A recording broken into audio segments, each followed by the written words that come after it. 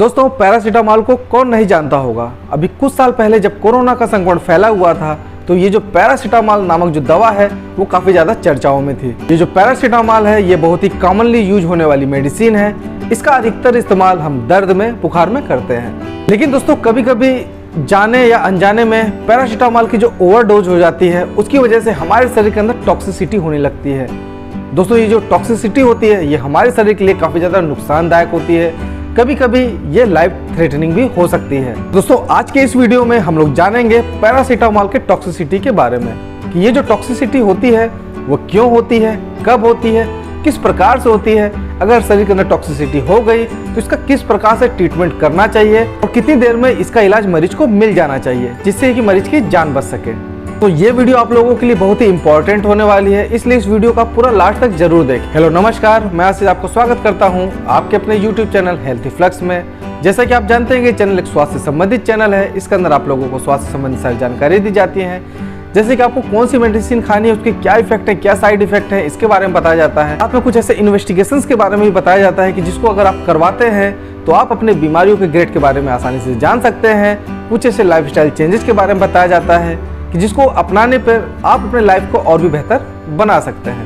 तो जो भी लोग स्वास्थ्य से संबंधित वीडियो देखना पसंद करते हैं, मेरा उनसे रिक्वेस्ट है कि मेरे चैनल को आप जरूर सब्सक्राइब करें, साथ में बेल आइकन दबा के ऑल पे क्लिक करना ना भूलें, जिससे मेरी जो आने वाली नई वीडियो है उसकी नोटिफिकेशन सबसे पहले आप लोग तक आसानी से पहुंच जाए। तो देर न करते हुए आते हैं टॉपिक पर। तो सबसे पहले पैरासीटामोल की जो टॉक्सिसिटी होती है उसको समझने के लिए हमको समझना पड़ेगा इसके पीछे होने वाले मैकेनिज्म को। ये मैकेनिज्म क्या होता है, आइए जानते हैं इसके बारे में। जब पैरासीटामोल का मेटाबॉलिज्म होता है तो लगभग 80% तक पैरासीटामोल लीवर के अंदर मेटाबोलाइज होता है तथा 5% पैरासीटामोल अनचेंज यानी कि बिना बदले हुए ही यूरिन के रास्ते शरीर से बाहर हो जाता है, यानी कि एक्सक्रीट आउट हो जाता है। और जो लगभग 15 से 20% जो पैरासीटामोल होता है वो कन्वर्ट हो जाता है NaBQI में। ये NaBQI क्या है, आइए जानते हैं इसके बारे में। इसे हम N-एसिटाइल पी बेंजोक्विनोन आइमीन के नाम से जानते हैं। यह एक टॉक्सिक प्रोडक्ट होता है जो हमारे शरीर के लिए बहुत ही खतरनाक होता है। लेकिन दोस्तों, हमारे शरीर के अंदर एक ऐसा कंपोनेंट पाया जाता है जिसे हम कहते हैं ग्लूटाथियोन, तो इसकी टॉक्सिसिटी को मैनेज करता है और यूरिन के रास्ते शरीर से बाहर निकाल देता है। दोस्तों, ये थी पैरासीटामोल की मेटाबॉलिज्म होने की नॉर्मल मैकेनिज्म। लेकिन अगर पैरासीटामोल का डोज बहुत ज्यादा हो जाए यानी कि ओवरडोज हो जाए तो लीवर में मेटाबॉलिज्म कम हो जाता है और जो टॉक्सिक सब्सटेंस है NaBQI वो शरीर में बहुत ज्यादा ही बढ़ने लगता है। क्योंकि ग्लूटाथियोन की मात्रा हमारे शरीर के अंदर सीमित होती है, इसीलिए कुछ ही मात्रा में यह NaBQI को नॉन टॉक्सिक रूप में कन्वर्ट करता है और शरीर से बाहर निकाल देता है और बचा हुआ टॉक्सिक प्रोडक्ट हमारे शरीर के अंदर बहुत ज्यादा बढ़ जाता है और ये लीवर की सेल्स के जो प्रोटीन होता है उसके साथ जाके कंबाइंड होने लगता है और लीवर नेक्रोसिस हो जाता है, यानी कि लीवर डेड होना शुरू हो जाता है।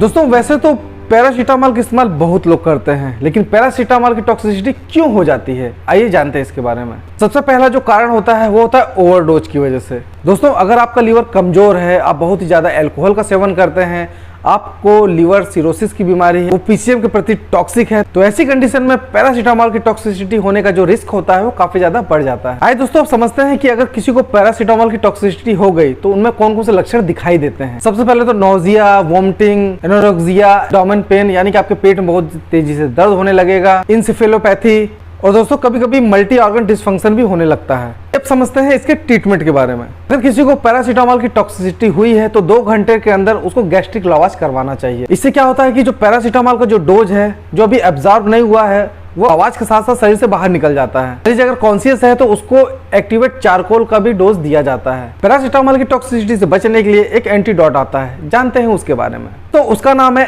N-एसिटाइलसिस्टीन।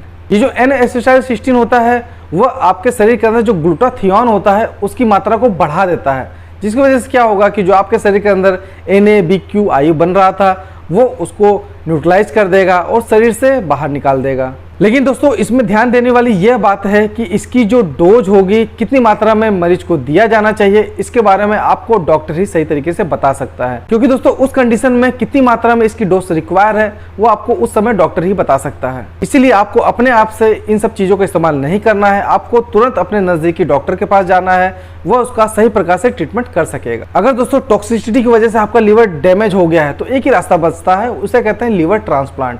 लीवर ट्रांसप्लांट के द्वारा ही आप मरीज की जान बचा सकते हैं। तो मेरा ये वीडियो बनाने का ये उद्देश्य था कि आप अपने मर्जी से कहीं पर भी किसी भी मेडिकल शॉप से ये जो पैरासीटामॉल की जो टैबलेट या पैरासीटामॉल जो दवाइयों का इस्तेमाल आप करते हैं तो वो आपके लिए खतरनाक साबित भी हो सकता है।